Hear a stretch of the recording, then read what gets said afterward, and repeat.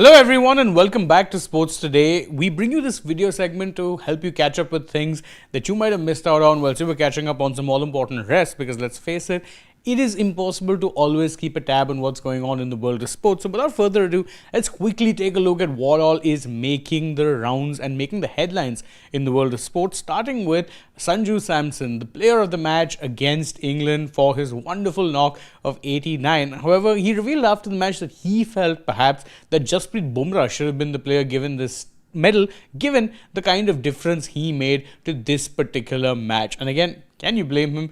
I don't think so. In fact, if you're looking at the praise that Bumrah got, he isn't the only one. And Irfan Pathan also said that Bumrah was the sole difference maker between the two sides, given how batter-friendly the pitch really was at this point in the Mumbai ground, the Wankhede Stadium. Now, naturally, this is something that a lot of people have been talking about, because whilst it's impressive, like a Sanju did to get 89 or like a Jacob Bettel did to get a century, it's quite something bowling at an economy of 8.2 on a ground where everyone was going for at least 10 and over. Impressive stuff indeed. By the way, Sanju Samson fans, you can rejoice because he has in fact been nominated for the player of the tournament. He's among one of 8 nominees for the trophy, which is of course given out after the tournament comes to an end. And he's in that list, including the likes of a Lungi Angidi, Will Jacks and Sahibzada Farhan. So he's up there with some illustrious company. And the fact that it comes about due to 2 performances in virtual knockouts, one in a virtual knockout, one in an actual knockout, tells you how good he has been ever since his comeback into the side. But speaking of last night's game, of course, you have to remember that there was a side that lost as well. And England skipper Harry Brook has basically admitted that the one thing that cost them was not their batting or their bowling, it was their fielding. In fact, he even name-checked the fact that he had dropped Sanju Samson early on, because again, it's one of those what-if moments that it was early in the innings. Had Brook taken Sanju, there would have been question marks over Samson, and it would have also brought back his old bogey, Jofra Archer, getting him out. However, because he survived that, ended up getting big runs, that proved to be the difference in the end. Another talking point really from the match has been the poor form of Abhishek Sharma, which has continued on pretty much throughout the World Cup. And there's been a lot of calls to actually drop him for the final. However, former India captain and head coach Ravi Shastri has said that no, I wouldn't want to drop him now for one very simple reason, because you don't want to make changes to a side that's having a good run. Stick with that and just tell him that, listen, we've got belief in you, we've got faith.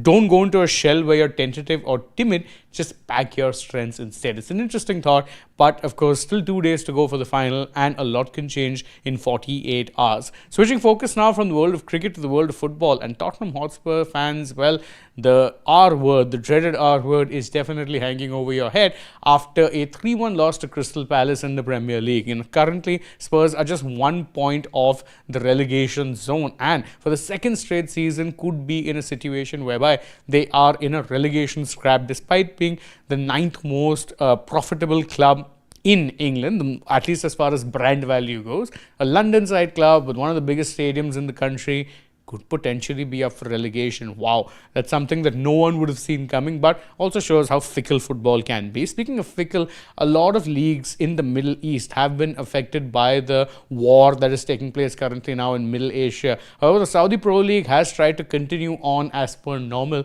but there have also been games that have had to be postponed or called off altogether due to travel issues within the nation, which shows you that the everyday realities of that war are hitting home. It's not just tennis players who are feeling it, it's now even domestic football players who are feeling the knock-on effect from it. But speaking of football and politics intermingling, Lionel Messi actually ended up making a rather notable appearance in the White House alongside his Inter Miami teammates, as they were there to be commemorated by President Donald Trump for winning the Major League Soccer title last season. Of course, interesting timing considering Trump's popularity seems to be at a low, and there are far few athletes or public figures who seem to want to be associated with him.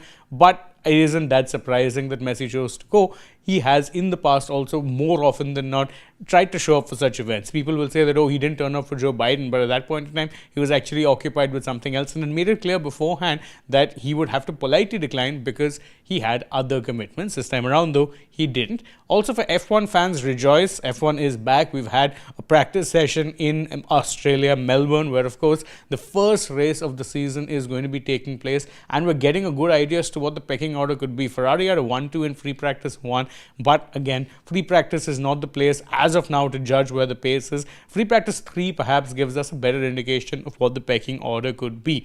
And one team would be hoping for something of a miracle would be Aston Martin, a team that a lot of people had eyes on due to the fact that legendary design genius Adrian Newey was taking over as team principal, are reaching a point where they could potentially not even be completing the Grand Prix, because according to Adrian Newey himself, he said that the vibrations from the engine are so bad that the chassis is shaking, and if any driver actually ends up completing the whole lap race distance in it, they could be risking permanent nerve damage. Ouch! Not the kind of thing you'd have been expecting to hear from an Aston Martin team that not only have a top tier driver in Fernando Alonso, a top tier team principal and design genius in Adrian Newey, but also works Honda engines.